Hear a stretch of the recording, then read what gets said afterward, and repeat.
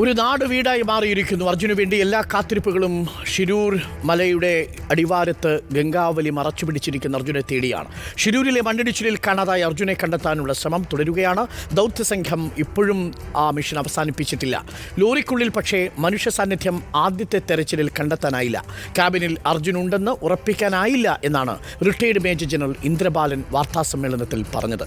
രാത്രിയിലും ഗംഗാവാലി പുഴയിൽ ഡ്രോൺ പരിശോധന നടത്താനാണ് തീരുമാനം. ആ ഡ്രോൺ ഉപയോഗിച്ചുള്ള തെർമൽ പരിശോധനയിൽ ക്യാബിൻ ഉണ്ട് എന്ന് കണക്കാക്കപ്പെടുന്ന ട്രക്ക് കിടക്കുന്ന മൂന്നാമത്തെ സ്പോട്ടിലാണ് ഇന്ന് പരിശോധന നടത്തുക. രാത്രിയിലെ പരിശോധനയിൽ കൂടുതൽ അന്തരീക്ഷം താപനില താഴുമ്പോൾ, പുഴയുടെ താപനില താഴുമ്പോൾ അതിൽ നിന്ന് അർജുൻ്റെ ശരീരത്തിൽ നിന്ന് താപനില ഏതെങ്കിലും തരത്തിൽ ഡിറ്റക്റ്റ് ചെയ്യാൻ സാധിച്ചാൽ നാളെയും നാവികസേന ഡൈവിംഗ് തുടരും.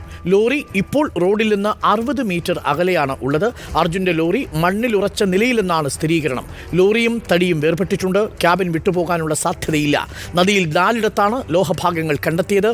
പുഴയിൽ നിന്ന് ലഭിച്ച ശരീരഭാഗം കാണാതായ ടാങ്കർ ഡ്രൈവർ ശരവണൻ്റേതാണെന്നാണ് സംശയം. DNA പരിശോധനാ ഫലം നാളെയാണ് ലഭിക്കുക. നമുക്ക് പ്രതികരണങ്ങളിലേക്ക് പോകും മുമ്പ് ഇന്ന് ഇന്ദ്രബാലൻ സ്ഥിരീകരിച്ച കാര്യം അതിവേഗം ഞാൻ പ്രേക്ഷകരിലേക്ക് ഒന്നെത്തിക്കാം. ഏറ്റവും ഒടുവിൽ പറഞ്ഞത് ഇങ്ങനെയാണ്. ഇന്ദ്രബാലൻ ഇന്നലെ നമ്മൾ നേവിയുടെ സോണാർ സംവിധാനത്തിൽ നിന്ന് കിട്ടിയ സിഗ്നൽ പ്രകാരം 2 ലൊക്കേഷനുകൾ മാർക്ക് ചെയ്തിരുന്നു. അതിൽ കോൺടാക്റ്റ് 1 എന്ന് മാർക്ക് ചെയ്ത പൊസിഷനാണിത്. ഇത് പുഴയുടെ തീരത്തു നിന്നും ഏകദേശം 20 മീറ്റർ മാറിയാണ് ആ ലൊക്കേഷൻ ഫിക്സ് ചെയ്തിരുന്നത്.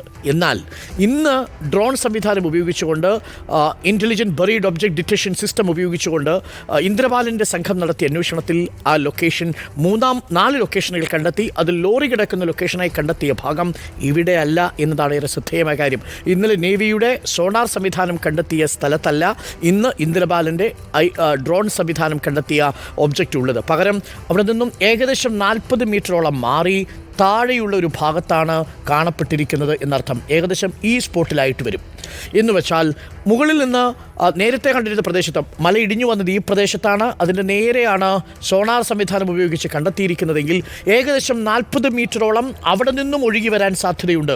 തീരത്തു നിന്നും 50 മുതൽ 60 മീറ്റർ വരെയുള്ള ദൂരത്തിലായിരിക്കും ഈ ഒബ്ജക്റ്റ് ഉള്ളത് എന്നാണ് മനസ്സിലാക്കുന്നത്. ഈ ഭാഗമായിരിക്കും നമ്മൾ കേന്ദ്രീകരിക്കുക.